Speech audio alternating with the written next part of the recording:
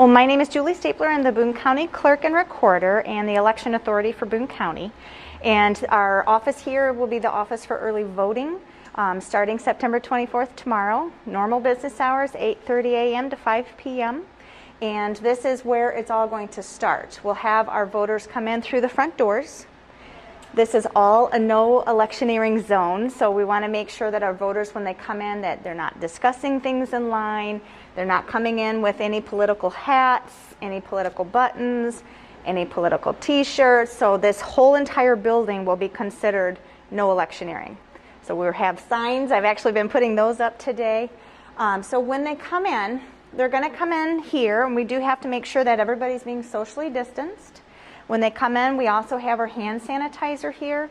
So they're going to step into the room. They can sanitize before they even step up to the windows. We'll have to have just 2 people in at a time. But as we take them back to the voting booths, then we'll be able to have 2 more step in. And we can have ultimately 4 in there at one time. We do have accommodations, though, for anybody who might be coming in who needs assistance in voting. We have some people that will come in to assist in translation of the ballot, or they might be coming in to help somebody vote because maybe they have difficulty writing or marking the ballot. So we do have circumstances, and we have a location that we're going to put them as well to come in. So at least 4 people, but probably not more than 5 or 6, depending on the circumstances. They'll step up, and then we'll have somebody from the staff will step up to see exactly how they can help them. Any person who is going to be early voting has to request a ballot.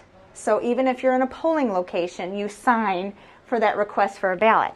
So they will bring that application up here. The person will sign it. Something we are going to do different this year is we're actually going to ask them to also provide a phone number. And that way, if we have any issues with COVID-19, we can do contact tracing and notify that person that there was an issue and they might need to be quarantined or tested. Okay? So then once the person has received their ballot, they'll come back this way, and we're going to hand them their ballot and explain to them exactly how to mark the ballot. They'll have a pen that they will bring. They can either use their own pen, but they'll have a pen that's actually up here that they will bring with them. Through the whole process, they'll have the same pen. So they'll come back to a voting booth, and then they're going to mark the ballot with that pen. Once they're finished marking the ballot, then we're going to have them put it in one of the ballot boxes over here. So they'll be able to put that here. They'll be able to drop off their ballot privacy cover and then put the used pen in here. So then that way we know that we're taking more precautions with people and making sure that they're not reusing pens right away. We'll be able to sanitize them and then reuse them maybe then the next day. Okay? And then once they're finished, we actually have them coming back out and leaving the office right through that door and then out the doors to the left to go back out to the parking lot. So then that way, hopefully, we're trying to keep people as distant as possible, have things in place to be protective for them. What about the regular polling stations? What's going to be different? In our polling stations, we are going to have special instructions for our polling election judges to where they're going to need to sanitize throughout the day at different periods. They're going to do a similar process with the pens. We have a lot more of that in place. We'll have signage up about wearing your mask when you enter. They will have a supply of masks if somebody comes in to offer, just like we will. If somebody doesn't come in, now if a voter refuses to wear one or medically cannot wear one, they will still be allowed to vote. We will not be disenfranchising anybody for anything like that. Polling locations also will have all of the masks and everything and hand sanitizer provided for the staff as well. And then we'll have hand sanitizer for any of the voters that are coming in. We're also going to have our election judges kind of like we did out in the hallway, where they'll mark locations for people to stand and then try and keep their voting booths set up a little bit differently. So it's a lot of procedures for that, a lot of procedures for here, but just to make sure people are safe, and that way they have an option on how they vote. They can vote by mail, they can come here to early vote, and then they can go to their polling location if they choose that one instead. What about the mail-in voting? How is that going to be counted? Oh, the mail-in voting. So In the 2016 presidential election, I believe it was about 850 vote-by-mail ballots that we sent out and had returned. I don't think all of them were returned. There was maybe a handful that were not returned at that time.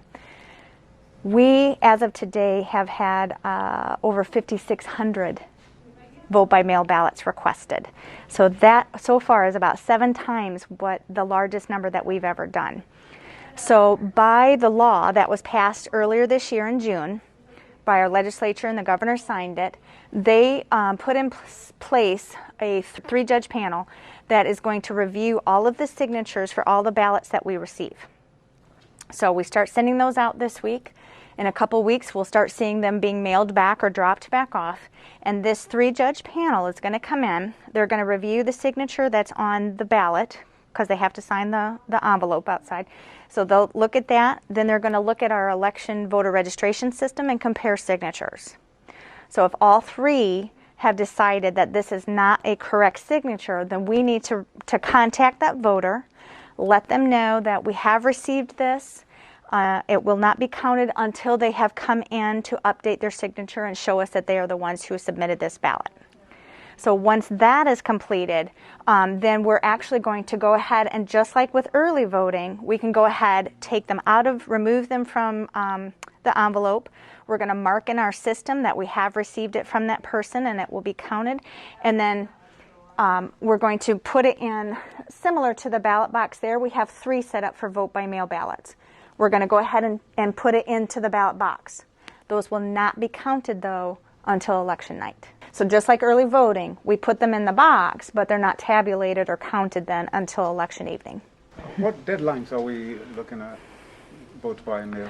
For vote by mail, the absolute last day to request a vote by mail is October 29th, so that's 5 days prior to the election. It's a Thursday. Our office says to have it in by noon so that we have time to prepare it and get it out in the 4 o'clock mail that goes out for us that day. So we do not recommend people wait until that day. That should only be in use if there's an absolute emergency and they know that they're not going to be able to vote. We also have early voting then that Saturday on Halloween, October 31st. We'll have hours for early voting that day as well. So they can absolutely request that ballot up through October 29th, but then everything has to be postmarked or hand-delivered to us election day. So I've already talked with our local post office as well as a representative from the Carroll Stream Post Office to make sure that they are going a little bit extra mile and making sure that anything that might be dropped off at 5 o'clock, their last pickup is 5 o'clock, that it is stamped election day as opposed to being sent somewhere else and then not being stamped until the next day. So they're going to help us a lot with that. That will be great. And then we have 14 days after the election to accept those mail ballots and then to be able to count those mail ballots. What's the deadline for finishing, for voting in the office here?